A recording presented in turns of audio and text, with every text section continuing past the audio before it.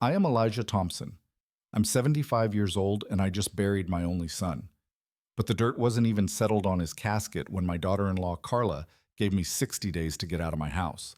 The house I built with my own hands. She thought I was just a heartbroken old man. She thought she had won. I just smiled, packed a small fishing bag, and left. She never should have underestimated me. Because the next morning she didn't get a realtor. She got the Riverside Police. Before I tell you exactly how I unraveled her web of lies, please let me know in the comments where you are watching from. And please like and subscribe to this channel if you believe that justice must always be served, no matter how long it takes. The cool October wind at Greenwood Cemetery cut right through my thin suit, but it was nothing compared to the ice in my heart. I stared at the polished wood of the casket as it was lowered into the red clay. Marcus, my son, 45 years old, years gone. My hands wouldn't stop shaking. 45. How does a healthy 45-year-old man just die? A sudden heart attack, the report said. My mind just couldn't make it fit. Marcus was a mechanic, a good one. He had strong hands, hands that could fix anything. He'd changed the oil in my truck just 2 weeks ago, laughing as he lifted the engine block like it was nothing. He didn't have a weak heart. He had the strongest heart I knew. Around me, my community, the friends I'd known for 55 years here in Riverside. They were crying with me. Pastor Green put a heavy hand on my shoulder.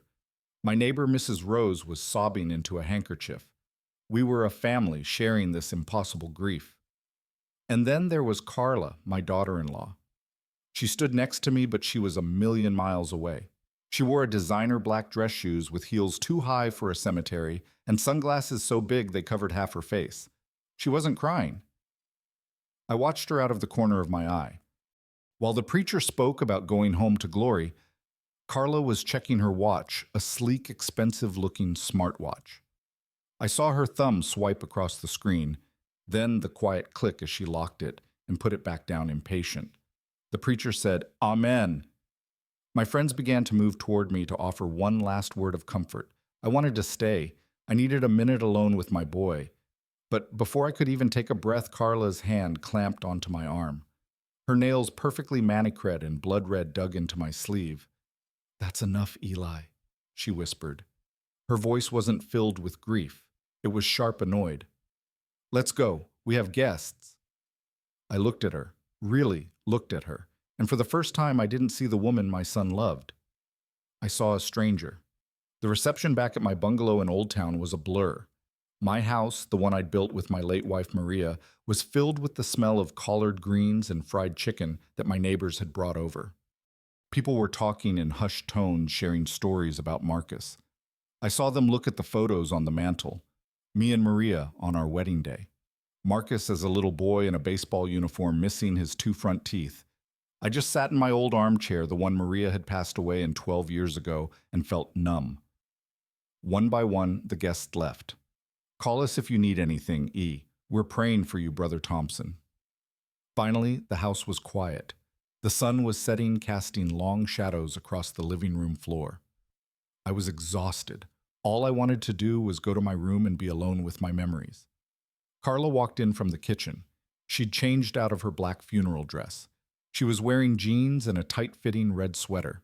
She looked relieved, like a weight had been lifted. "Okay," she said, crossing her arms. "The show's over." I looked up the fog of my grief, making her words sound strange. "Show." "The crying Barcei," she said, her voice flat. "The sad old man routine.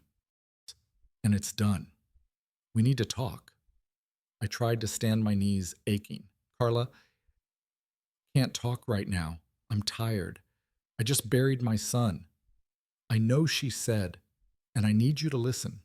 I need you to stop crying. Pack your bags and get out."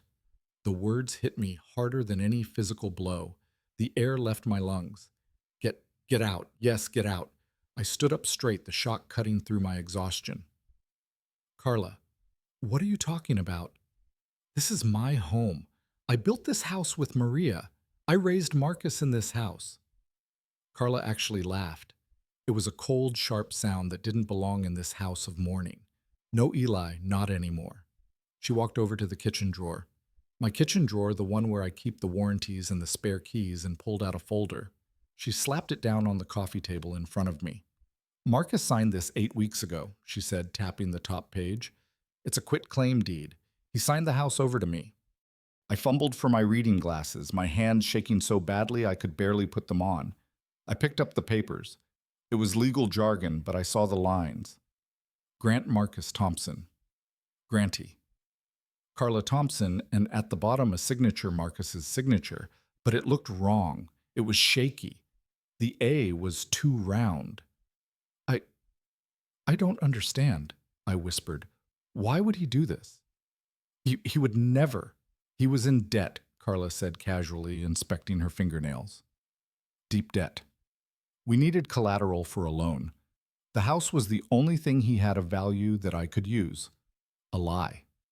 That was a lie. I knew it as surely as I knew my own name. I had given Marcus the seed money to start his mechanic shop 12 years ago. He paid me back with interest in 5. That shop was successful. Marcus didn't owe anyone a dime. He was meticulous with his money just like his mother.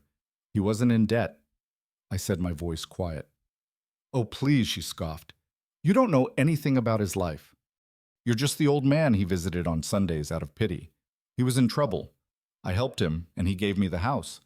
He wouldn't do this, I insisted, the paper trembling in my hand. Not without talking to me. Well, he did. Carla snapped, her patience gone. And now he's dead, which makes me the sole owner. And I am selling this dump. I need the money. So you have 60 days. 60 days. 60 days, she repeated, leaning in her voice, dropping to a vicious hiss. And if you're not out by then, I will call the Riverside police and have you thrown out for trespassing. Do you understand me, old man? I just stared at her. This woman who my son had loved. This woman who I had welcomed into my home, who had eaten at my table. She had waited until the very day I buried my son to throw me out of my own house. I looked at the fake signature on the paper. I thought about her checking her watch at the cemetery. I thought about Marcus, healthy and strong, suddenly dying of a heart attack. I thought about the lie she just told me about the dead. And in that instant, something inside me changed. The overwhelming, crushing grief didn't disappear. It crystallized. It turned from a fog into a block of ice, cold, hard, and sharp. My hands stopped shaking. My back straightened. I looked up from the papers and met her gaze. She was expecting me to cry, to beg to fight. I just nodded slowly. All right, Carla. She blinked, completely thrown. She was not expecting this. All right, just like that. You're not going to fight if that's what the paper says. I said, my voice empty and flat. Then that's what it is. Good, she said, trying to regain her footing. She looked relieved, but also confused. So, 60 days. I want you out by the 1st of the following month. I shook my head. I don't need 60 days. I turned and walked past her toward my bedroom. She followed me, her brow furrowed. What are you talking about? I went to my closet. I pushed past my church suits and my work shirts. In the very back, under an old quilt Maria had made, was a small worn canvas duffel bag, the one I always kept packed for my fishing trips up at Lake Serenity. I pulled it out and placed it on the bed. Carla's eyes went wide. What? What is this? Were you planning on leaving? I zipped the bag. It was already packed with a change of clothes, my shaving kit, and a small hardbound ledger. I walked back into the living room. Carla. I said, my voice quiet. You have no idea what you've just done. I walked to the front door. Wait, she yelled, and for the first time I heard a flicker of panic in her voice. Where are you going? You can't just leave. What am I supposed to tell people? I stopped at the door, my hand on the knob. I turned and looked back at her, standing in the middle of the house. Maria and I had built the house she had just stolen. I gave her a small, sad smile. I have things to do. I stepped out onto the porch into the cool night air. I pulled the door shut behind me, the familiar click echoing in the silence. I didn't look back. I heard the sound of the deadbolt sliding into place behind me. I walked down the steps onto the sidewalk of the street I had lived on for 55 years. I heard Carla laugh through the closed door, a high-pitched, victorious sound. Fine go, good riddance. She thought she had won. She thought the old man was broken and defeated, wandering off into the night. She had no idea that I wasn't wandering. I was walking toward a plan. She thought she had just inherited a small house. She had no idea she had just declared war on a man who owned half the block. I didn't go to the police. Not right away. I had a much more important stop to make. But I did make one phone call before I went to sleep in a clean, quiet hotel room. I called Laura Jenkins, my lawyer, the woman who had managed the Maria Thompson Trust for the last 12 years. I told her everything. What Carla said, the fake document, the 60-day threat. Laura is not a woman who wastes time. She said, "Go to sleep, E. I'll handle the morning." And she did. Carla probably slept better than she had in months there in my bed, in the bed I had shared with Maria. She must have woken up feeling like a queen. She probably thought I was sleeping on a park bench or in some downtown shelter, a broken old man with nowhere to go. I can see her walking through my house like she owned it, touching my wife's photographs, mentally measuring the walls for her new furniture. She made herself coffee in my kitchen. She used Maria's favorite mug, the one with the little blue flowers that Marcus had given her one Mother's Day. She sat at the table I built with my own hands, put her feet up on the very chair Marcus used to sit in, and she made the call she'd been dying to make. I can hear her voice now, all sugar and business. Yes. Hello. Is this Riverside Premier Realty? I'd like to list a property for immediate sale. It's in the Old Town District, a lovely vintage bungalow. Yes, it's vacant as of last night. The previous owner is gone. Gone just like that. Like I was a piece of trash she'd finally managed to take to the curb. She was probably smiling, calculating the value, imagining the money hitting her bank account when the knock came. It wasn't a polite knock. It wasn't a neighbor bringing a condolence casserole. It was the kind of knock that doesn't ask. It demands 3 heavy, solid raps on the doorframe that you feel in your chest. She was annoyed. I'm sure of it. She stomped to the door, ready to tell off whoever was interrupting her victory lap. She swung the door open. 2 Riverside police officers stood on my porch. Officer Harris, a tall brother with a face that had seen too much, and Officer Patel, a sharp woman, who looked like she didn't miss a thing. They were not smiling. "Ma'am," Officer Harris said, his voice deep, "we're looking for a Mr. Elijah Thompson." Carla's smile was all arrogance. She leaned against the doorframe, the perfect picture of the new homeowner. "He's not here. He left last night. I'm the new owner of this property. Can I help you with something? Officers?" Officer Patel looked past Carla, her eyes scanning my living room, then looked back at Carla. "New owner. That's interesting." Carla's smile tightened. She didn't like that word. "Is there a problem?" "There might be," Officer Patel said, pulling out her official notepad. "We just received a formal complaint from Mr. Thompson's legal representative. The complaint is for illegal entry, trespassing, and unlawful occupation of this address." "Yeah." Laura told me later that the blood drained from Carla's face. All that smug confidence just evaporated. Illegal. Illegal entry. "What are you talking about?" "This is my house. My late husband left it to me. I live here." She was starting to sound hysterical. I bet my neighbor Mrs. Rose was already peeking through her blinds. "Good." Officer Harris held up a hand, calm and steady. "Ma'am, we're just here to take a report about the occupation, but that's not the only reason we were dispatched." Carla froze. I can see her now, her hand grabbing the door. What other reason?" Officer Harris looked down at his report. "We also received a formal request filed this morning citing new evidence to open an investigation into the suspicious circumstances surrounding the death of Mr. Marcus Thompson." That was the moment the kill shot. Carla stumbled back, grabbing the doorframe to keep from falling. Her face, Laura said, the officers told her, went perfectly ghostly white. All the lies, all the arrogance, all the victory, it all shattered right there on my front porch. "Suspicious?" She whispered a word she could barely get out. It was a heart attack. The doctor said so." "That's what the initial report says, ma'am." Officer Patel said, her voice like steel. "But Mr. Dr. Thompson's attorney seems to believe otherwise. We'll need to ask you a few questions. And ma'am, you probably shouldn't try to sell this house.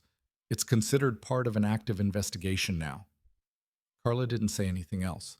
She just stared at them, her mind racing, finally understanding. The old man hadn't just wandered off to die. The old man hadn't gone to a homeless shelter. The old man had called his lawyer. The old man had called the police. The old man was fighting back. I wasn't at the police station.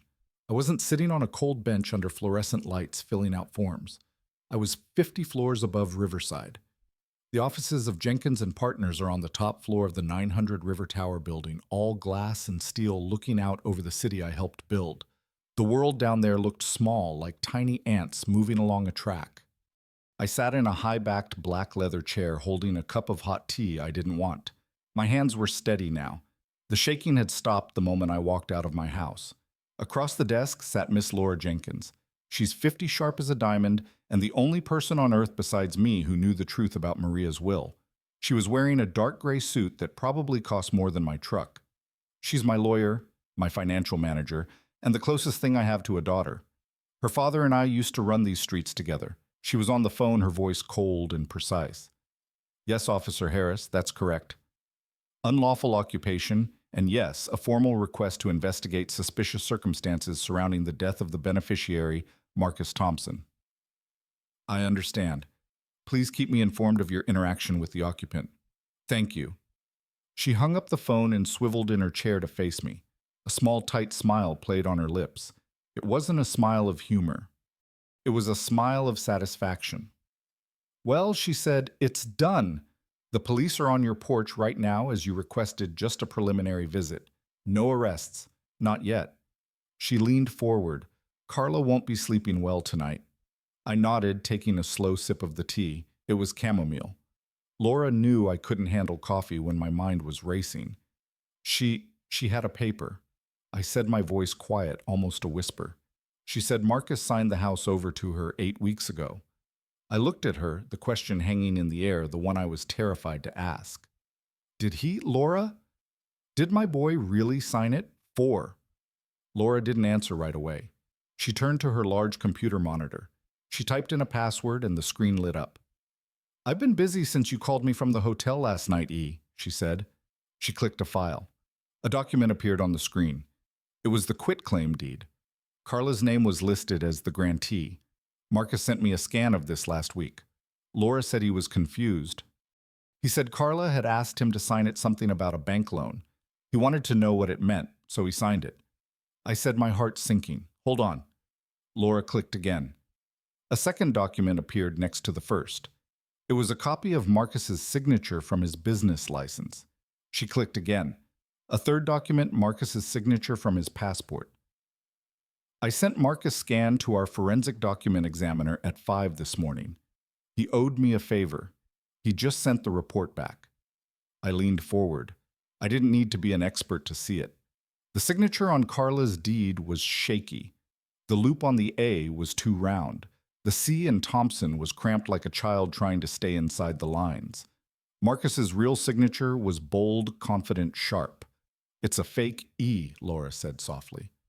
A forgery, and according to our examiner, it's a terrible one. Amateur. He said, it looks like it was traced but by someone with a shaky hand and a guilty conscience. A wave of something washed over me. It wasn't relief. It was a deeper, colder kind of pain. My son hadn't betrayed me, but his wife had tried to. So she forged his name. I said the words tasting like ash. She tried to steal the house. Yes, Laura said. She did. She closed the file. But that's not even the most important part, E. I looked at her confused. What's more important than fraud? Laura leaned back, lacing her fingers together on the polished mahogany desk. Do you remember the promise you made to Maria E. right before she passed in that hospital room? How could I forget Maria frail, but her eyes still bright, grabbing my hand? E, she'd whispered. We built this from nothing, from dust and dreams. Don't let some girl with a pretty smile and an empty heart tear it all down. Protect our boy. Protect our work. I remember every word, I whispered. She was always right, wasn't she? Laura smiled. She saw Carla coming a mile away, which is why it doesn't matter if that signature was real. It doesn't matter if Marcus signed that paper 1,000 times over. I frowned. Laura, I don't follow. She reached into a drawer and pulled out a large, heavy, leather-bound document. She slid it across the desk. The gold embossed letters on the cover read, "The Maria Thompson Trust. We set this up the day after Maria's funeral. You remember you were in a fog, but you signed the papers. We transferred every single asset, every deed, every stock portfolio, every brick of every building we ever bought." She tapped the cover, including the bungalow on Old Town. The air in the room suddenly felt thin. I looked at Laura and the pieces started to fall into place. The house. You, Elijah Thompson, legally own nothing but the clothes on your back and the personal checking account I manage for you. You haven't owned that house in 12 years. The Maria Thompson Trust owns that house, and I am the executive. A slow, cold understanding settled over me. So even if Marcus had signed it, it would be a worthless piece of paper. Laura finished, a grim satisfaction in her voice. You cannot give away what you do not own. Marcus knew about the trustee. He sat in this very office with us when we explained it. He knew he was a beneficiary, not the owner. He knew everything was protected. So Carla? Carla just tried to steal something that Marcus couldn't even give her. She's not just cruel Eli. She's ignorant. She was so focused on the one little 3-bedroom house she could see she never bothered to ask about the empire it was built on. I sat back, the weight of the revelation settling on me. The legal victory was absolute. Carla was a fool. She had nothing. But the relief didn't come. Instead, a new, much darker question began to form in my mind. I looked out the window. The little ant cars were still moving. The city was still going to work, but my world had stopped. The gears were turning. The grief was clearing. And the sharp mind of the man who built that empire, the man Maria had married, was finally taking over. But Laura, I said slowly, turning back to face her, that doesn't make any sense. What part Marcus, my son? He knew the paper was worthless. He knew about the trust. He was my heir. He was going to inherit everything. I leaned forward, my eyes locking onto hers. So why would he forge a document that he knew was useless? Why go through the trouble? Why fake a signature for a house he couldn't sign away? Why would he even show me that scan last week unless Laura's professional mask faded? She knew exactly where my mind was going. She leaned forward, her voice dropping to a serious low tone. That Eli, she said, is the $25 million question. The number hung in the air between us. The true value of the Maria Thompson Trust. That's the question I've been asking myself all morning. Why would he do something so illogical? Why would he be confused about a document he knew was fraudulent? She paused, letting the silence stretch, letting me connect the last terrible dot. My blood ran cold. Unless he didn't forge it. Exactly, Laura said. Unless Carla forged it thinking Marcus owned the house and was planning to confront him with it. Unless he sent me that scan because he was scared. Unless he knew something was wrong. She stood up and walked to the window, standing beside me, shoulder to shoulder, looking down on the city. It's all connected, E. The fake signature, the invented debt, the desperate attempt to secure the one asset she could see. She turned to face me, her eyes filled with a cold fire I had only seen in Maria. It's all connected to the sudden, convenient, and very timely heart attack of a healthy 45-year-old man. She didn't just want the house, E. Laura said, her voice like ice. She wanted it all. And Marcus, your son Marcus, was just in her way. The conference room in Laura's office was designed to intimidate. 50 floors up, one wall was pure glass looking down on the ant-like rush of River Street. The table was a single massive slab of dark wood polished so heavily you could see your reflection in it. Carla and her new lawyer sat on one side. I knew his type. His name was Mark Levine, and his suit was just a little too shiny. He had the overconfident look of a man who thinks he's the smartest guy in the room, especially when he thinks he's about to steamroll a grieving old man. Carla sat next to him, back in her role as the sorrowful widow.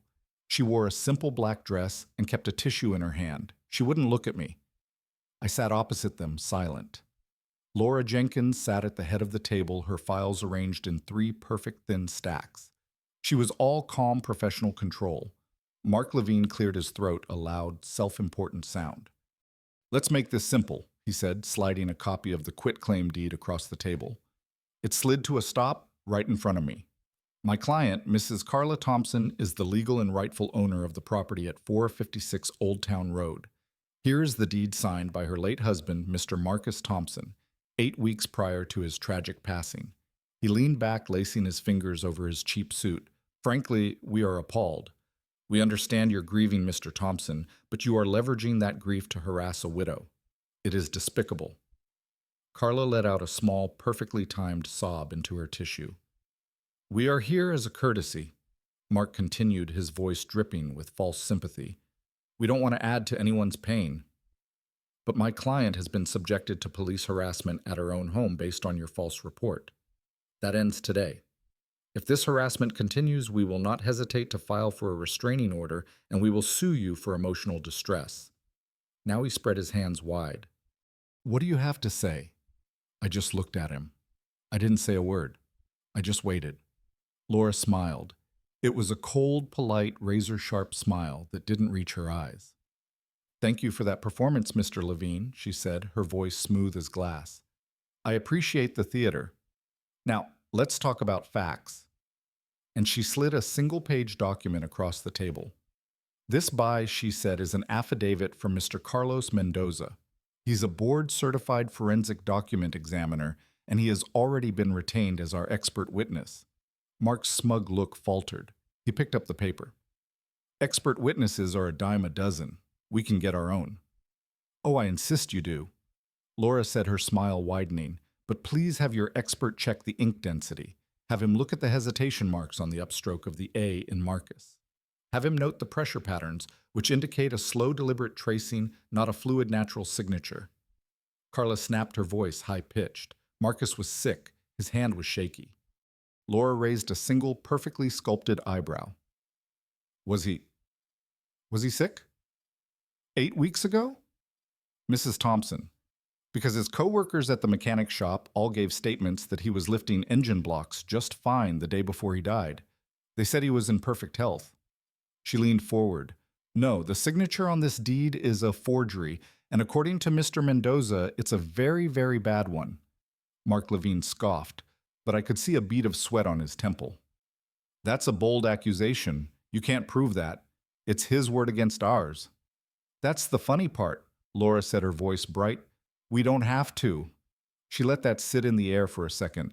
Mark looked completely lost. What I said, we don't have to prove it's a forgery. I'll save you the trouble of hiring your own expert, Mr. Levine, because even if that signature was 100% genuine, even if Marcus himself flew down from heaven, sat at this table and signed it in front of all of us with a golden pen, it wouldn't be worth the paper it's printed on. Mark was now completely pale. What are you talking about? Laura reached down and pulled out a large, heavy leather-bound binder. It made a solid, expensive sound as she placed it on the table. The gold-embossed letters on the cover read, The Maria Thompson Trust.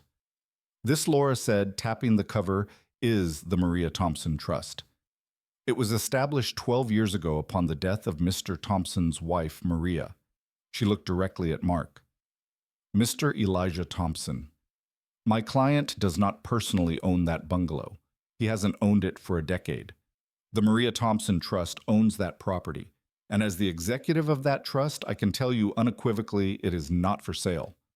Mark's jaw dropped. He frantically shuffled through his own flimsy papers. That's not possible. We ran a title search. The property is listed under Elijah and Maria Thompson. A common mistake for a sloppy lawyer, Laura, said, all the kindness gone from her voice. You ran a simple $60 online search. You didn't check the transfer of assets into the trust filed in River County Docket 24680. It's all public record. If you had bothered to do your due diligence, you would have known your client's deed is worthless. Mark looked at Carla, his face a mask of panic. He just realized his client had lied to him, had involved him in a fraud, and had just been publicly humiliated. He stammered, a trust fund. What trust fund? He looked at me desperate. He's just a carpenter. That's what my client said, just a retired carpenter. Carla couldn't hold it in. All the acting, all the fake grief, all the smug confidence. It all shattered. She stood up so fast her chair screeched on the hardwood floor and almost toppled over. He's right, she shrieked, her voice echoing in the high-ceiling room. The mask was gone. This was the real Carla, A trust fund. You're lying. She pointed a shaking, red-nailed finger at me. I hadn't said a single word. I just watched her. He's just an old man, or retired, though. He lives in that dump. He wears old clothes. He doesn't have a trust fund. She was panting, her eyes wide, with a mixture of rage and pure animal panic. You're a liar. You're a broke old carpenter, and you are lying. Laura Jenkins did not raise her voice. She didn't have to.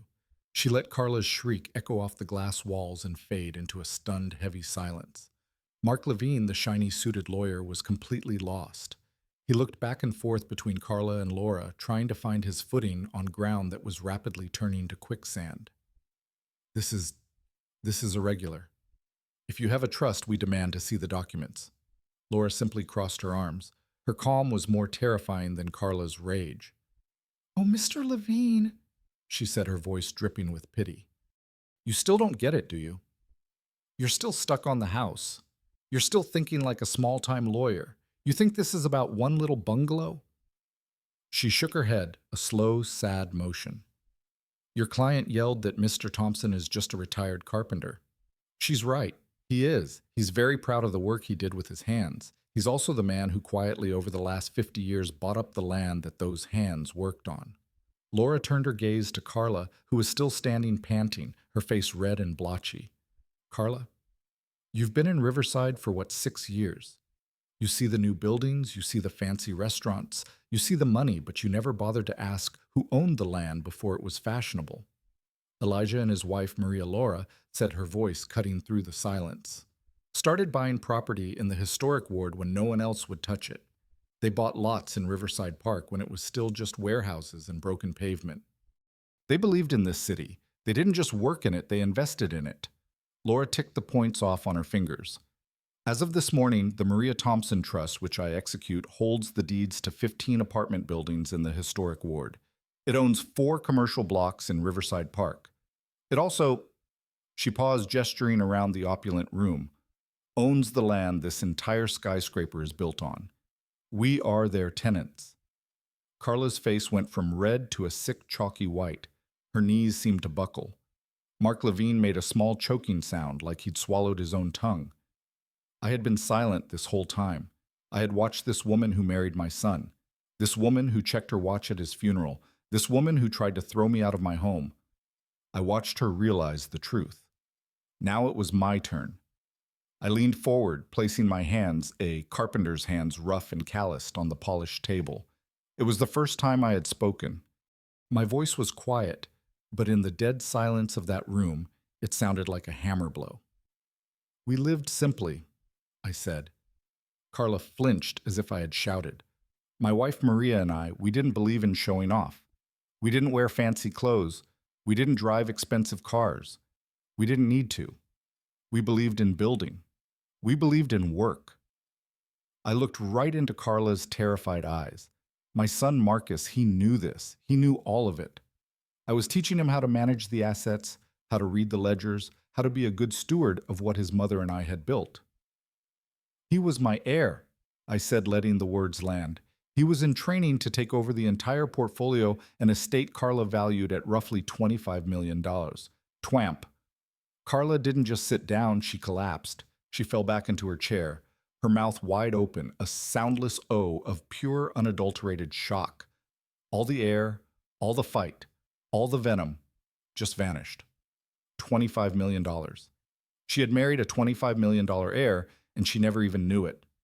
She had been so focused on stealing his car that she never realized he owned the whole dealership. She had tried to forge a deed for a $400,000 house, not knowing he was set to inherit an empire. The look on her face, it wasn't just shock. It was the agony of a lifetime of greed, realizing what it had missed. Mark Levine was just staring at me, his cheap legal pad forgotten. He looked like he was going to be sick. So you see, Laura continued, her voice sharp again, picking up right where I left off. We really don't care about that little house on Old Town. You can't have it. Obviously, the trust will take possession by the end of the day, but the house, she waved a dismissive hand, is no longer the point. Carla looked up confused, her mind still reeling from the numbers. What's the point? Laura leaned all the way across the table, her eyes like chips of black ice. The point, she said, is that we are very, very interested in why you felt the need to forge your husband's signature. We are very interested in why you lied to your own lawyer about non-existent debts. And we are extremely interested, her voice dropped to a whisper. Why my client's son, a perfectly healthy 45-year-old man, suddenly and mysteriously died of a heart attack right after you realized you couldn't get your hands on his money. The panic that flashed across Carla's face was no longer about money. It was about something else entirely. It was the terror of being caught. I don't know what you're talking about, she stammered, grabbing for her bag, her eyes darting to the door. His death was a tragedy. It was an accident. It was his heart. The meeting with Carla and her lawyer had ended less than an hour ago. Mark Levine had practically run out of the room, dragging a catatonic Carla behind him. They didn't say a word. They just fled. Now Laura's office was quiet again. The adrenaline of the confrontation had faded, leaving behind the cold, ugly truth. My son was dead, and his wife was almost certainly responsible. The door to the conference room opened and Laura walked in, followed by a man I didn't know. He was a big man, built solid like an old oak tree. He wore a suit that looked like it had been slept in, but his eyes were sharp and intelligent. He looked like he'd spent a lot of time watching people and not missing a single detail. Laura said, "This is Samuel Brooks. Sam, this is my client, Mr. Elijah Thompson." Samuel, or Sam, as he introduced himself, shook my hand. His grip was firm, his hand as rough as my own. "Mr. Thompson, I'm sorry for your loss. Laura tells me you're in a complicated situation.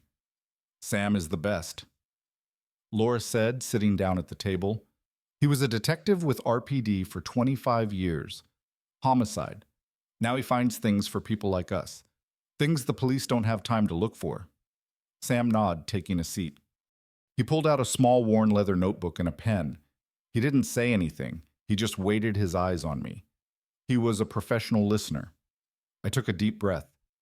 It felt strange talking about my family this way, like a betrayal. But Marcus was gone.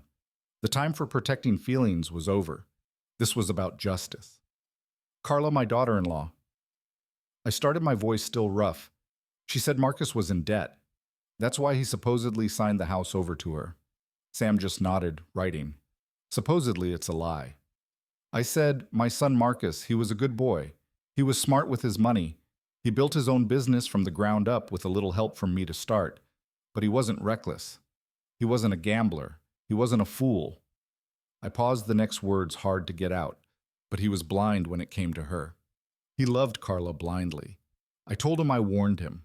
I remembered a conversation last Christmas. Me and Marcus in my workshop, the smell of sawdust in the air. Son, I'd said that woman of yours, she spends money like it's water. And her eyes, they're hungry. Marcus had just laughed. Pop, you're just old-fashioned. Carla's ambitious. She just likes nice things. There's no harm in that. No harm. I pushed the memory down. I warned him. I repeated to Sam. He didn't listen. Now she says he was in debt. I want to know the truth. I don't believe my son was in debt. I believe she was. I want you to check her finances. Her, not him. Samuel wrote in his notebook. Check the wife's financials. Debts, gambling, credit cards. Got it. Laura leaned forward, taking over. Her voice was pure business. Sam, the situation is this. Carla produced a forged quitclaim deed for Mr. Thompson's house. She did this after her husband's sudden death from a reported heart attack. She believed Mr. Thompson was a retired carpenter with one house. She just found out today that he is in fact the principal of a $25 million trust and that her late husband was the sole heir. Samuel's face didn't change, but his pen stopped moving for just a second. He looked up at Laura. 25 million exactly, Laura said. And she didn't know about it, which means she was desperate enough to commit fraud and possibly murder for a $400,000 house. That's a hell of a motive, Sam said quietly. It gets better, Laura continued. Marcus had already filed for divorce, and he signed a new will a few days before he died, cutting her out completely. Samuel let out a low whistle. So she knew she was about to be left with nothing. No house, no husband, and I'm guessing a lot of bills. That's what we need you to find, I said, my voice firm. Carla said Marcus was in debt. I say she was. Find that debt. Find out who she owed. Find out how desperate she really was. Laura handed him a file. Here's everything we have on her. Social security number, bank accounts. We know of her car, her workplace. I want to know everything. I want to know what she ate for breakfast. I want to know every call she made. I want to know if she bought any unusual chemicals. I want to know if she searched how to fake a heart attack on her computer. Laura, I added, I want to know why. Why she would do this. Why she would throw it all away. She had him. She had my son's love. Why wasn't that enough? Samuel Brooks closed his notebook. He looked at me, and for the first time I saw something in his eyes beyond professionalism. I saw the eyes of a man who had also seen the worst of people. Mr. Thompson, he said, his voice deep and steady. In my experience, for people like her, it's never enough. Love doesn't pay the bills, not when the bills are from a bookie. He stood up, tucking the file under his arm. I'll start with her financials, the gambling debts, the credit cards. Then I'll trace her movements for the last 3 weeks. Where she went, who she met. I'll pull the security footage from that gas station you mentioned, Laura. I'll find her creditors. He looked at me. You're right, Mr. Thompson. Your son wasn't in debt. She was. And when you're that deep in the hole, you don't need a reason. You just need an opportunity. Laura spoke. Find everything, Sam. I want enough evidence to bury her. This isn't just about a house anymore. I understand Sam said. This is about murder. I'll be in touch within 72 hours. He nodded at me, once a sign of respect, and then he was gone. Laura and I sat in the silence he left behind. The first step was done. The first stone was thrown. Now all we could do was wait for the ripples. He's good, I said. He's the best, Laura replied. He'll find it. I looked out the window again. The city was still shining. It looked so peaceful from up here, but I knew that down there in the streets, I used to know a predator was walking free. A woman who had smiled at my son, and then I was sure had stopped his heart. She called me old man, I said quietly, mostly to myself. What Laura asked. Carla at the house after the funeral, she called me old man. She thought I was just a broke, sad old man. She thought I was weak. She thought I didn't know anything. She thought I was stupid. I turned away from the window and looked at my lawyer. A cold, hard anger was settling in my bones, giving me strength. She's about to find out how wrong she was. Laura's office was quiet. 72 hours had passed since our meeting with Carla. 72 hours of me pacing the floor of my hotel room, waiting. Laura had been working, making calls, her voice a low, steady hum in the background of my grief. I had just sat in that quiet hotel, staring at the riverside skyline, thinking about Marcus, thinking about 45 years. Samuel Brooks was punctual. At exactly 9 where he knocked once and entered Laura's office, carrying a thin briefcase and that same worn leather notebook. He looked tired, but his eyes were sharp. He nodded at me, and Laura sat down and opened his file. He didn't waste time on pleasantries. Mr. Thompson. Ms. Jenkins. He began, his voice a low rumble. You asked me to find out if Carla Thompson was in debt. And was she? I asked, my voice rough. Samuel looked at me. Mr. Thompson, your daughter-in-law wasn't just in debt. She was drowning in it. You said she was acting like a grieving widow. That's the role she's playing. Laura said, her hands steepled on the desk. Well, Samuel said her grief took her on a road trip. The day after the funeral, the day after she drove her car a car, Marcus paid for 6 hours north. He slid a glossy photograph across the polished table. It wasn't a file photo. It was grainy, taken from a distance. Carla. She was standing at a blackjack table, a stack of chips in front of her. She wasn't crying. She looked desperate, her eyes glued to the cards. Where's this? I asked, my stomach turning.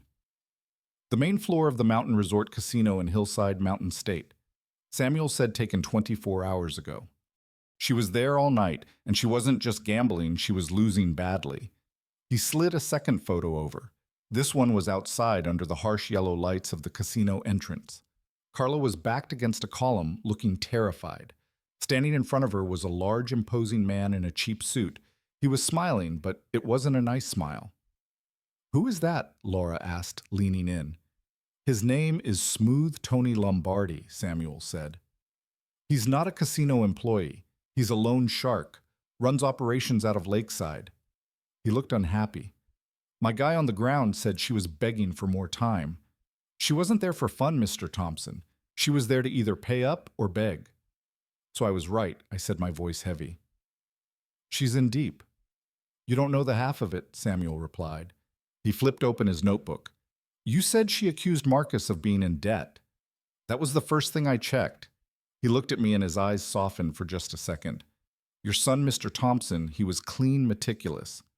His mechanic shop is fully in the black. His credit score was in 780. He had zero debt outside of his share of the property taxes, which were paid on time. He was a solid citizen. Just as we thought, Laura said. But Carla, Samuel continued, Carla is a financial ghost on paper. She has no official credit cards in her name, no car loans, no mortgage, nothing, which is strange for a 35-year-old woman in 2023. She always said Marcus handled all the money, I murmured. He did, Samuel said, but not in the way you think. He was paying for her life, but he wasn't paying for her habits. I had to go deeper. I pulled records from offshore accounts online sports betting sites based in an offshore location, and that's where I found the real story. He turned a page in his notebook. Mrs. Thompson has 4 active high-interest lines of credit with offshore gambling sites. She's been kiting moving money between them to cover her losses, and she has been losing a lot for a long time. Laura leaned forward, her voice like ice. How much, Sam? As of this morning, Samuel said, between the online sites and what my source says she owes Smooth Tony, she is $200,000 in the hole.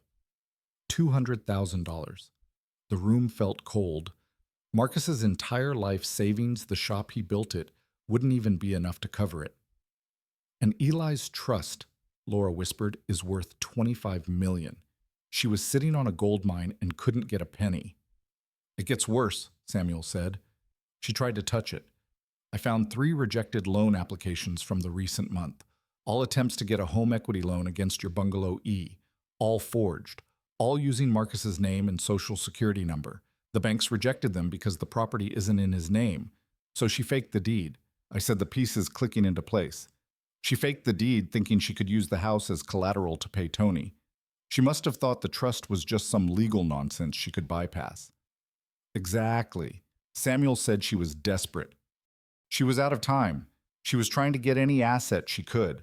But Marcus found out. Laura looked up. The argument. You found the security footage. I did, Samuel said.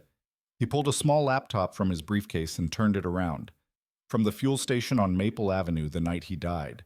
The call to 911 was made from their apartment at 11:15 p.m. This footage is from 10:30 p.m. He pressed play. There it was. Marcus's familiar blue Ford truck parked under the bright buzzing lights of the gas station. Marcus was in the driver's seat. Carla was in the passenger seat. There was no audio, but we didn't need any. The scene inside that truck was violent. Marcus was yelling, his face dark with a rage I had never seen in my son, not once in his entire 45 years. He was shaking his whole body rigid. Carla was screaming back at him, her face twisted and ugly. My God, I whispered, my hand coming to my mouth. What's that in his hand? Laura asked, pointing at the screen. Watch, Samuel said. Marcus roared something we couldn't hear. He took a thick stack of papers and hurled them right into Carla's face. The white pages exploded in the cab, scattering across the dashboard in her lap like confetti. Carla recoiled as if she'd been slapped. Then she started screaming back, pure fury, trying to gather the papers, her hands grabbing at them. Marcus just pointed a finger in her face, his arms straight and shaking, yelling, yelling, yelling. Then he slammed both hands on the steering wheel so hard the whole truck rocked. He was telling her it was over. I knew my son. That was the end. Samuel paused the video. He drove off 5 minutes later. Roughly an hour after that, Carla called 911 to report her husband was unconscious and not breathing from a heart attack.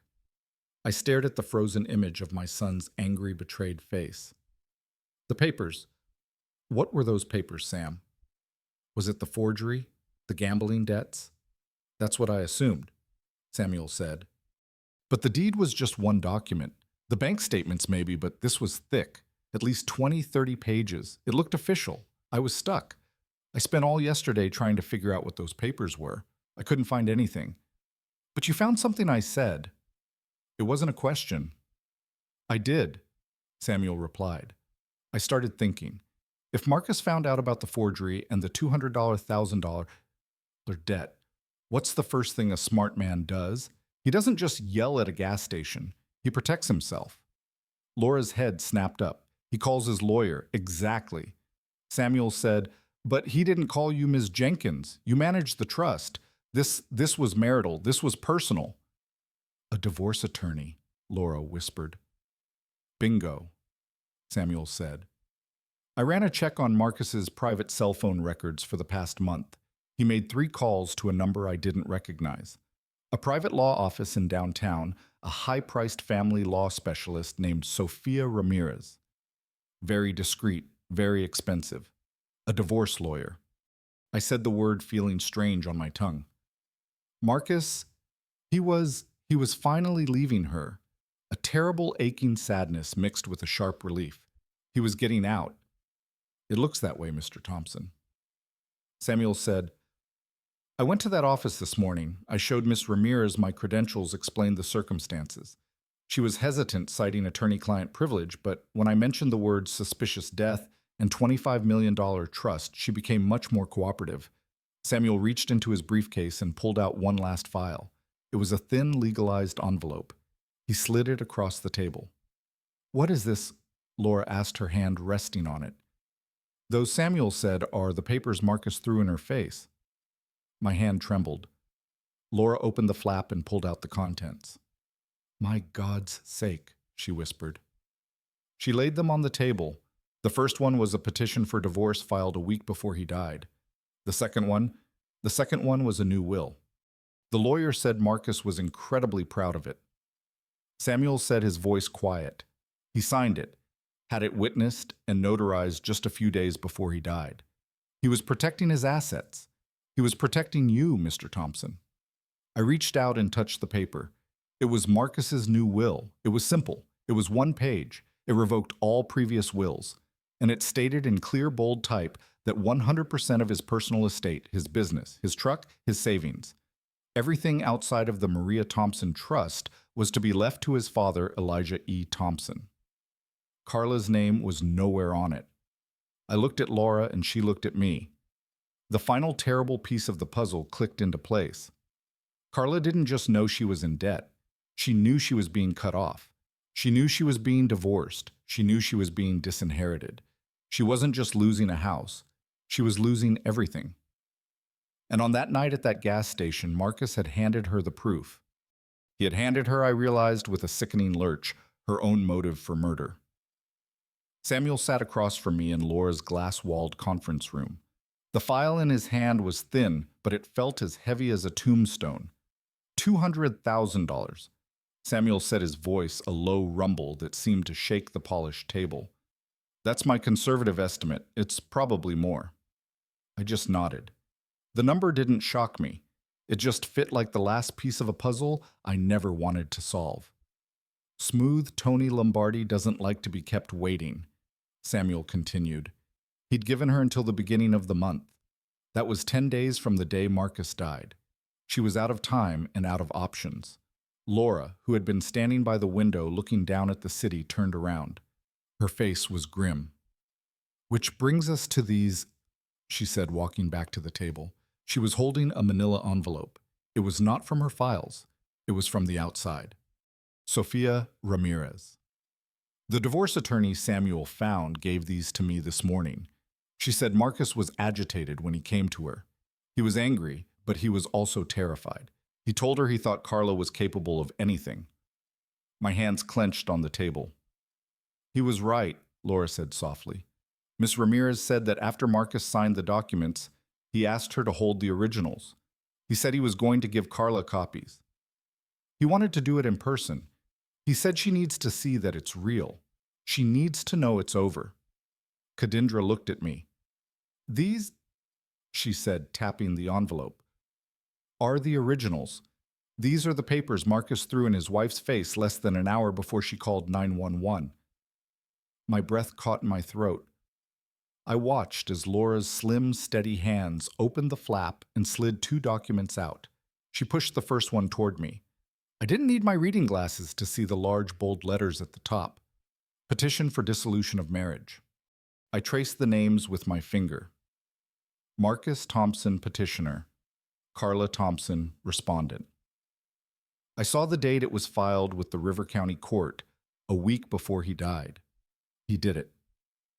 I whispered, a terrible aching sadness washing over me. He was finally leaving her. He was getting out. He was E. Laura said he was getting out.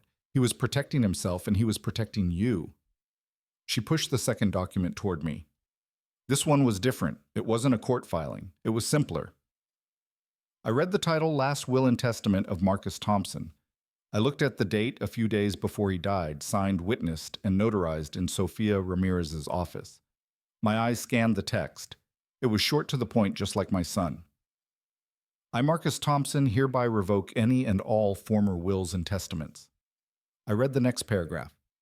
I give device and bequeath 100% of my personal estate, including my business, Marcus's Auto Service, all bank accounts held in my name, my vehicle, and all personal effects. To my father, Elijah Thompson. I read the paragraph again and again, looking for the name that wasn't there. Carla's name was gone. She was completely, totally, and legally disinherited. The room was silent. The only sound was the distant hum of the city 50 floors below. I looked at the divorce papers. I looked at the new will. I thought about Samuel's words, $200,000. I thought about the forged deed. And I thought about that grainy video at the gas station. My son, his face dark with rage, throwing those very papers at the woman who was screaming at him. He wasn't just yelling at her. He was showing her. He was showing her the end of her entire world. I looked up at Laura, the cold, hard certainty finally settling in my heart, sharp and heavy as a shard of steel. She knew, I said. My voice was no longer trembling.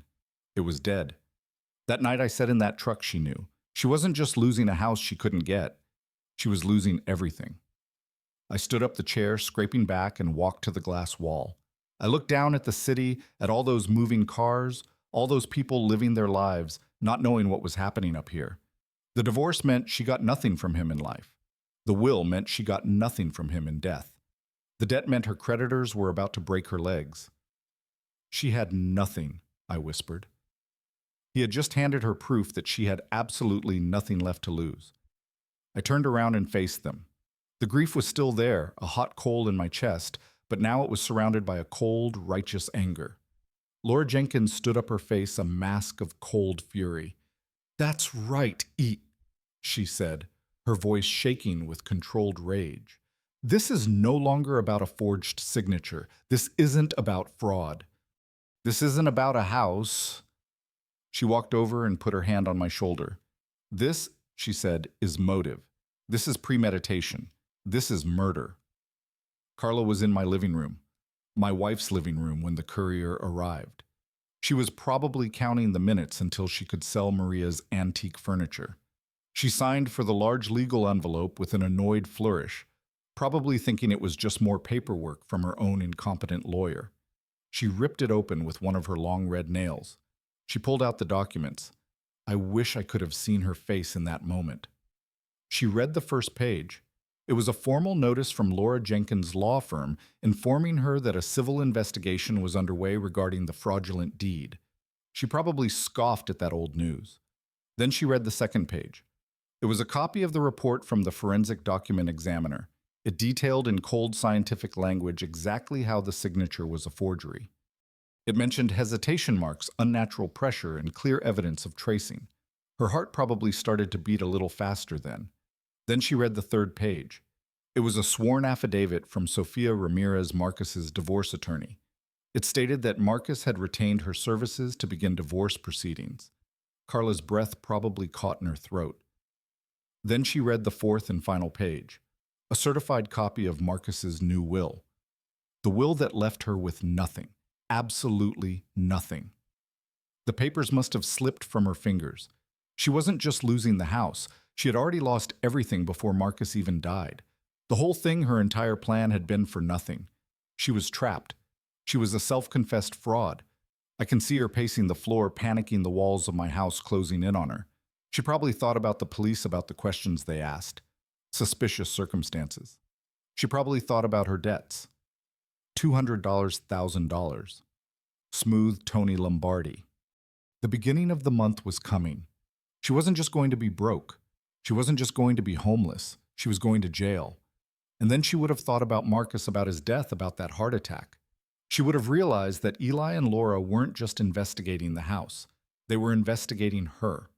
They were looking for a murderer. She was completely and totally cornered. All the facts, all the money, all the law, it was all on my side. She had no way out. So she did what cornered animals do. She decided to bite. She couldn't fight me on the facts. The facts would put her in a prison cell for the rest of her life. She couldn't fight me with money. She just found out I had all of it, and she had none. So she decided to fight me with the one weapon she had left. The one weapon she knew how to use. She would fight me in the court of public opinion. She would change the story.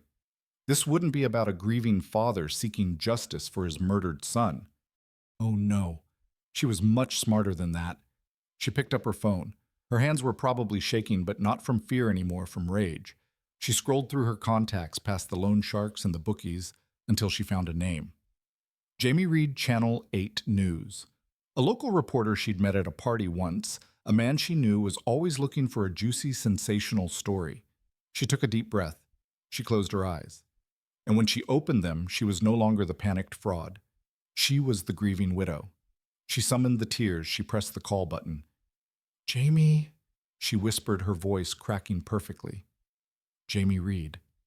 It's Carla Thompson, Marcus's wife. She paused, letting out a perfectly timed sob. Yes, thank you. It's just been a nightmare. Thank you for your card. Another pause. Jamie, I'm so scared. I didn't know who else to call. Something terrible is happening. It's my father-in-law, Elijah Thompson. Yes, the one who owns all that property. He's trying to take everything from me, Jamie. I'm a widow. My husband has only been in the ground for 3 days, and he's trying to throw me out on the street. He's saying I forged papers. He's saying God. He's saying I'm a criminal. She was crying for real now, I'm sure. Tears of pure manipulative genius. I don't know what to do. I'm just a grieving white woman, Jamie, and he's this rich, powerful black millionaire, and he's trying to destroy me. He's using all his money, all his lawyers, and I have no one. Please, can you just tell my story? She listened, then nodded, wiping away her fake tears. Yes, I can be ready in an hour. Thank you, Jamie. You're saving my life. She hung up the phone. The tears stopped instantly. Her face, I imagined, set into a mask of cold, hard calculation. She couldn't win in a court of law, so she was going to put me on trial on the 7 Hazudra News. Let's see how Riverside likes that story, old man, she probably whispered to the empty, silent house. Let's see them turn against the poor, grieving widow. I was in my hotel room when Laura called me. She didn't say hello. She just said, turn on Channel 8 now. I fumbled for the remote, my hands shaking. The hotel television flickered on the 7 Hazudra News. There was my house, my porch. The porch Maria and I had spent thousands of nights on, watching the world go by. And there was Carla. She looked small, fragile.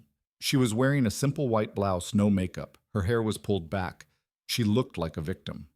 She was dabbing her eyes with a crumpled tissue as she spoke to the reporter, Jamie Reed. His face was a mask of professional concern. I just don't know where else to turn, Carla whispered, her voice cracking perfectly. My husband, Marcus, he's only been gone for a few days. She broke down, a sob catching in her throat. The camera zoomed in on a single tear rolling down her cheek. The reporter put a hand on her shoulder. Mrs. Thompson, you made some very serious claims. Can you tell us what is happening? Carla took a shaky breath. It's my father-in-law, Elijah Thompson. She said my name like it was a curse. He's trying to throw me out of my home. The reporter looked shocked. He's evicting you just days after you buried his son. Yes, she cried, the tears coming faster. He's a very wealthy man, a real estate millionaire. He owns half of Riverside, and I'm just a widow with nothing. And he wants to take the one thing my husband Marcus left me, this house.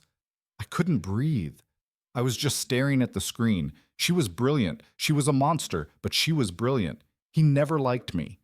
She continued looking right into the camera, into the eyes of every person in Riverside watching.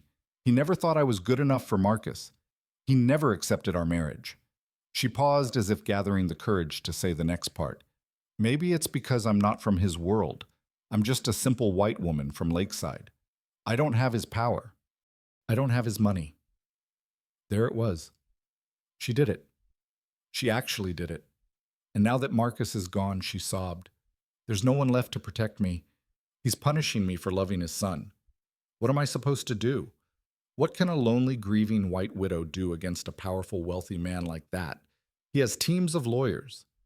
I have nothing, just my husband's memory, and he's trying to steal that too. The reporter, Jamie Reed, looked directly into the camera, his face filled with outrage, a shocking accusation. Mrs. Thompson, are you saying you're being forced out onto the street? He gave me 60 days, she whispered, as if the words were too painful to say. 60 days, right after the funeral. He told me to get out. He wants me gone. Please, somebody help me. The screen cut back to the news anchor in the studio, her face a mask of disbelief and sympathy. A truly heartbreaking story. We've reached out to Mr. Elijah Thompson's representatives for a comment, but have not yet heard back. Laura's phone buzzed in my hand. I had thrown mine against the wall. Her office line, her cell phone, my hotel phone. They were all ringing. A storm had just broken over my head. Laura clicked off the television with the remote. The silence in her office was deafening. She looked at her buzzing cell phone on the desk. The screen was lit up. It was a local news blog. The headline read, Grieving Widow versus Riverside Millionaire. She looked at another one. Old Town Land Baron tries to evict white daughter-in-law. She did it, I said. My voice was dangerously quiet. She's standing on my porch in front of my house, a house Maria and I built with our bare hands, and she's telling the world I'm the monster. I stood up and walked to the window. The silence in her office was deafening. She looked at her buzzing cell phone on the desk. The screen was lit up. It was a local news blog. The headline read, Grieving Widow versus Riverside Millionaire. She looked at another one. Old Town Land Baron tries to evict white daughter-in-law. She did it, I said. My voice was dangerously quiet. She's standing on my porch in front of my house, a house Maria and I built with our bare hands, and she's telling the world I'm the monster. I stood up and walked to the window. The silence was deafening. Do not repeat. After what she did after killing him, she dares to use her skin color against mine as a weapon. I turned from the window, my hands clenched so tight my knuckles were white. She's telling them I'm the powerful black millionaire oppressing the poor little white woman in Riverside. She knows exactly what she's doing. Yes, she does, Laura said, her voice calm. Get on the phone, I ordered. Call the station. Call every station. We'll tell them the truth. We'll show them the will, the divorce papers, the $200,000 gambling debt. We'll destroy her. Laura held up a single steady hand. No. The word stopped me cold. No. What do you mean, no? She is slandering my name. She is destroying my reputation. She is painting me as a racist monster. Eli, listen to me, Laura said, her voice cutting through my rage. This is exactly what she wants. She's cornered. She has no facts. She has no case. She can't win in a court of law, so she's trying to win in the court of public opinion. She wants a media fight. Laura continued, she knows if we jump into this mud pit with her, we just get dirty. We will look like we're attacking the poor grieving widow she's pretending to be. We would be proving her point, so we just let her, I roared. We let her do this. We let her talk, Laura said, a cold, hard smile forming on her face. We let her go on every show that will have her. We let her cry her fake tears all over Riverside. We let her lie and lie and lie again. Why I demanded. Because she's not just lying, she's committing perjury before she even gets to the stand. Every single word she says on television is another lie we can disprove with facts. She is building our case for us. She is hanging herself with her own tongue. She picked up her phone. Samuel is still working. He's not looking for gambling debts anymore. He's talking to the coroner's office. He's pulling the 911 call. He's finding the money trail. Laura looked at me. her eyes as fierce as Maria's ever were. Carla thinks she's playing checkers on the 700 News. We are playing chess in a federal courthouse. So let her talk, let her slander you, let her cry to the entire city. She walked over and stood next to me, shoulder to shoulder, looking out the window. We will not respond on television. Eli, we will respond in court with the forged deed, with the divorce papers, with the new will, with the gambling debts. And she took a deep breath with the medical examiner's final report. And when we do, we will not just take back your good name, we will take away her freedom. I looked at the city lights twinkling on below. The rage in my chest slowly cooled, hardening back into that block of ice. She was right. Let her talk. The River County Courthouse is a cold place. It's not like on television. The marble floors are worn and the air smells like stale coffee and floor polish. I sat on a hard wooden bench next to Laura, wearing my Sunday suit, the one I buried Maria in, the one I buried Marcus in. Across the room sat Carla. She was back in her widow's costume, a simple black dress, a delicate veil covering her face. She held a tissue. She was performing. Her lawyer, Mark Levine, was strutting in front of the judge's bench like he owned the place. He was performing too. The courtroom was half full. That reporter, Jamie Reed, was in the front row, his pen ready. Carla had made sure of that. Your Honor, Mark Levine said, his voice booming in the quiet room. This is a tragedy. A simple, heartbreaking tragedy. He gestured dramatically toward Carla, who produced a perfect quiet soba on cue. We are here because my client, a grieving, penniless widow, is being harassed by this man. He pointed at me. Elijah Thompson, a man who we have recently discovered is not a simple carpenter, but a wealthy real estate baron, a man of considerable hidden power. He let those words hang in the air. He was already playing his hand. This is a simple case of greed, Your Honor. Mr. Thompson is leveraging the death of his own son to persecute his daughter-in-law. And I must say the racial undertones are disturbing. A powerful, wealthy black man using his teams of lawyers to intimidate and evict a grieving, vulnerable white woman from her home. I watched the judge, Judge Harlan, an older black woman, sharp as a tack, with eyes that looked like they had heard every lie in the world. She didn't blink. She just looked bored. Mark Levine continued his performance. My client is the victim here. All she wants is the home her loving husband gave her. This is nothing short of a public lynching, and we demand justice. He sat down looking very pleased with himself. The reporter was scribbling frantically. Judge Harlan looked at us. Her voice was tired. Ms. Jenkins, your response. Laura stood up. She was the picture of calm. Your Honor. Mr. Levine is correct about one thing. This is a tragedy, but it is not the one he is describing. She picked up the forged deed. He has filed a suit to claim ownership of the property at 456 Old Town Road. He claims his client is the victim. Laura placed the paper back down. We are not here to debate the ownership of that house, Your Honor. In fact, we move for an immediate summary dismissal of this entire case. Mark Levine shot up from his chair. On what grounds we have a deed? It is a valid legal document. Judge Harlan fixed him with a cold stare. Sit down, Mr. Levine. You will wait your turn. She looked back at Laura. On what grounds, Miss Jenkins? Laura's voice was clear and sharp as glass. On the grounds that the suit is frivolous. Your Honor, the guarantor. Mr. Marcus Thompson had no legal authority to sign that deed because neither he nor his father, my client, owns that property. Mark Levine's mouth dropped open. What? The property at 456 Old Town Road. Laura continued. Like all of Mr. Thompson's properties, was placed into a protected irrevocable trust, the Maria Thompson Trust. It was established 12 years ago. Mr. Elijah Thompson is the beneficiary. I am the executive. Marcus Thompson could not give away a house he did not own. Carla's lawyer was completely lost. That's not possible.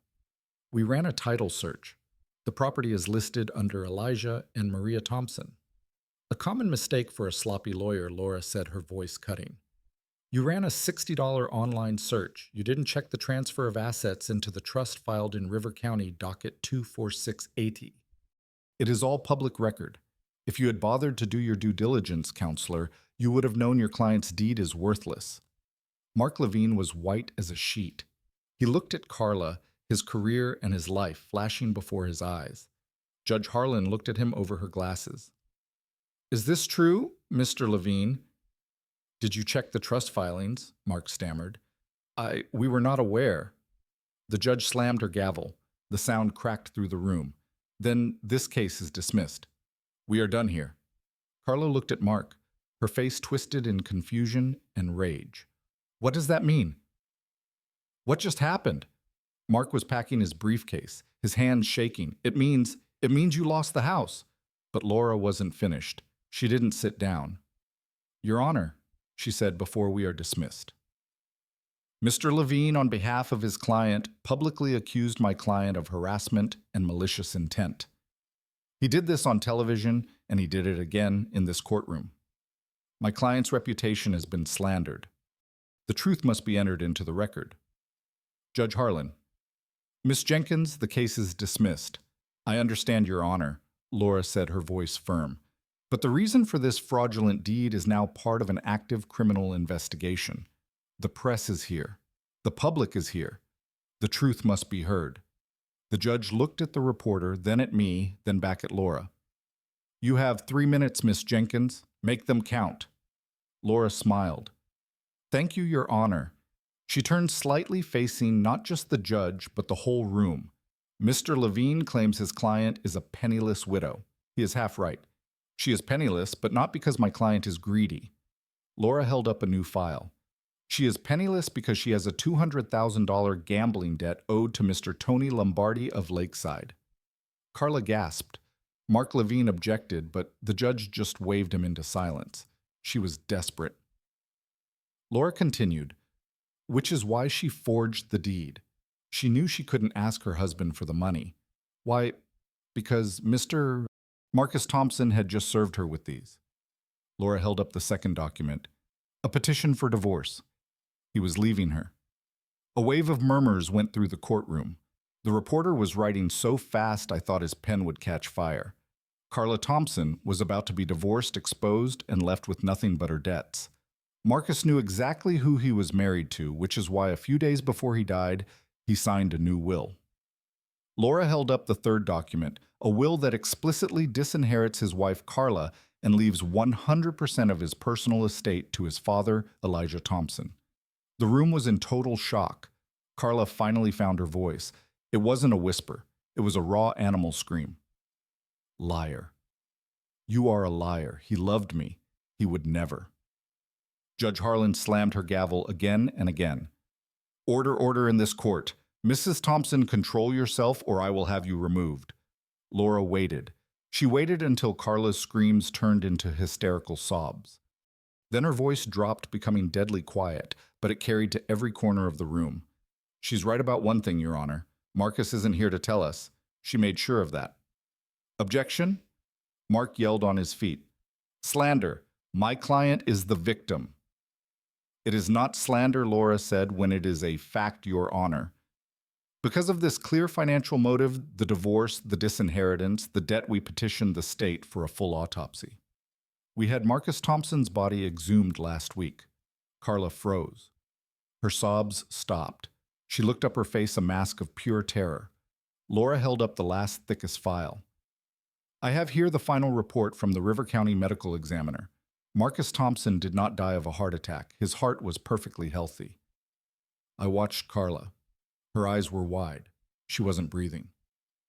"He died," Laura announced, "of massive systemic internal bleeding caused by lethal doses of warfarin rat poison administered in his coffee over a period of several weeks.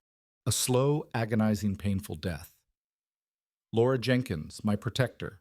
My wife's legacy," turned from the judge. She looked directly at Carla. Her voice rang out clear and final.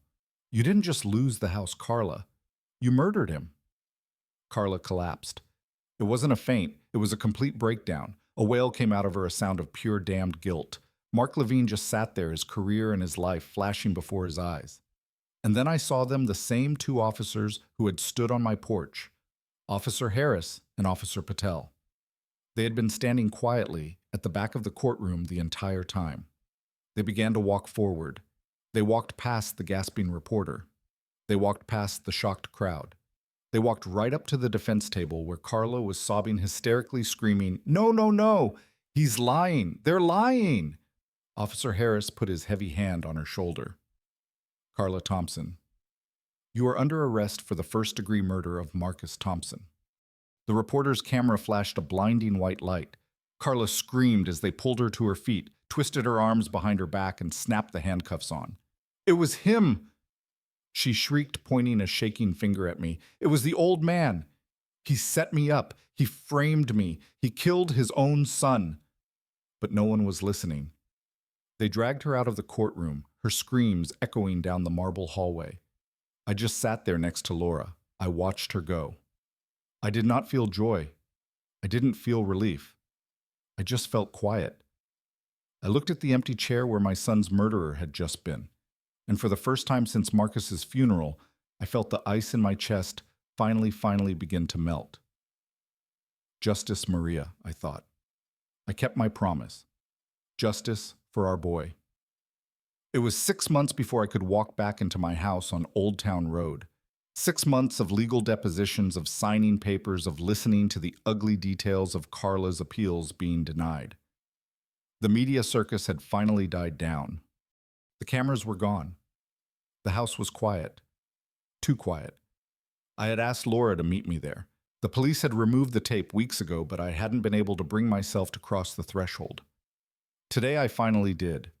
It smelled musty, like a place that had been locked up with its grief for too long, but it was clean.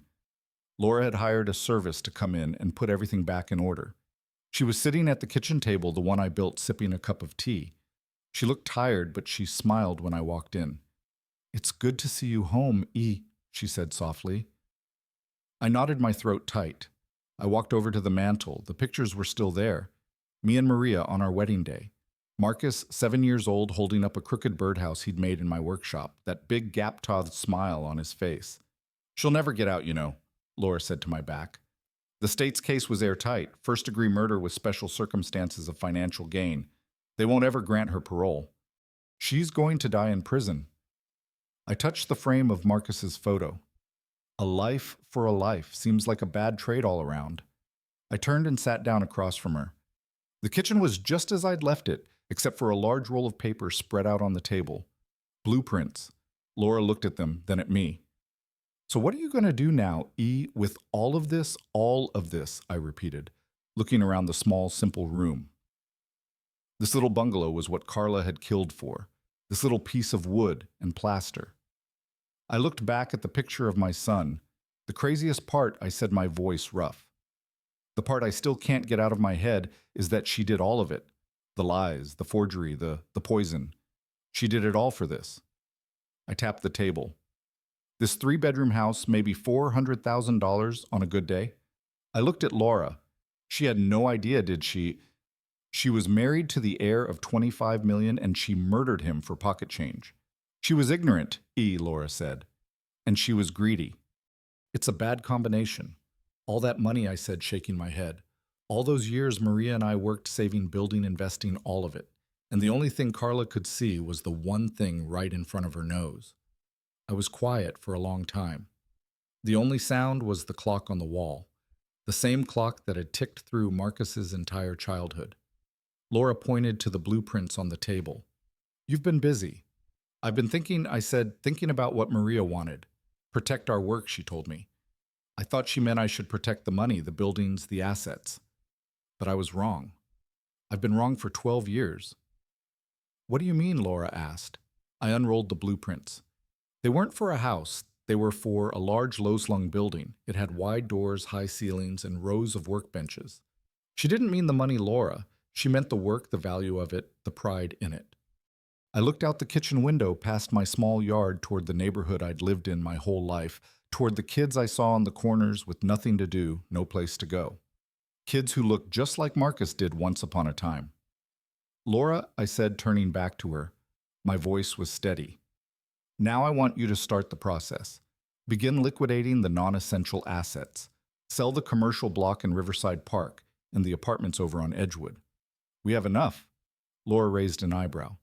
"Enough for what, Eli, you planning on moving to the Bahamas?" I smiled. The first real, genuine smile I'd felt in months. It felt strange on my face. No, I'm staying right here. It's time to finally use the Maria Thompson Trust for what it was meant for. I tapped the blueprints. I'm going to build a community center right here in this neighborhood, a place for these kids. But not just a place to play basketball. I'm going to build a workshop, a state-of-the-art carpentry and mechanic shop. Free for any kid in Riverside who wants to learn how to build something with their hands instead of just taking what isn't theirs. Laura looked at the plans, then back at me, and I saw her professional mask melt away. I saw the kid who used to run around these streets with my son. She was smiling. We'll teach them how to read a plan. I said, my voice growing stronger, a new purpose settling into my bones. How to measure twice and cut once. How to respect the tools. How to feel that pride when you've made something real. What are you going to call it? She asked. I looked back at the mantel, at my boy with his gap-toothed smile holding that crooked birdhouse. We're going to call it Marcus's Workshop. I looked back at Laura. Maria and I spent 50 years building our assets. It's time to stop building assets, Laura. It's time to start building a future. If there is one thing I have learned from this nightmare, it is this. Never underestimate the person who is quiet. The world is full of people like Carla, who measure your worth by the shine on your shoes or the car you drive. They are loud, arrogant, and blind. But true strength, true wealth is built in silence. It is built on character, patience, and loyalty. Greed always overplays its hand and destroys itself. The truth, however, just waits patiently in the shadows, ready for its moment to be told. Thank you for listening to my story. Now, I have to ask you, what would you have done if you were in my shoes? Would you have seen the warning signs in Carla? Have you ever felt underestimated by someone who only saw the surface and missed who you truly were? Let me know your own story and where you are watching from in the comments below. Your stories give me strength. Please don't forget to like this video and subscribe to our channel so I can continue to share my journey with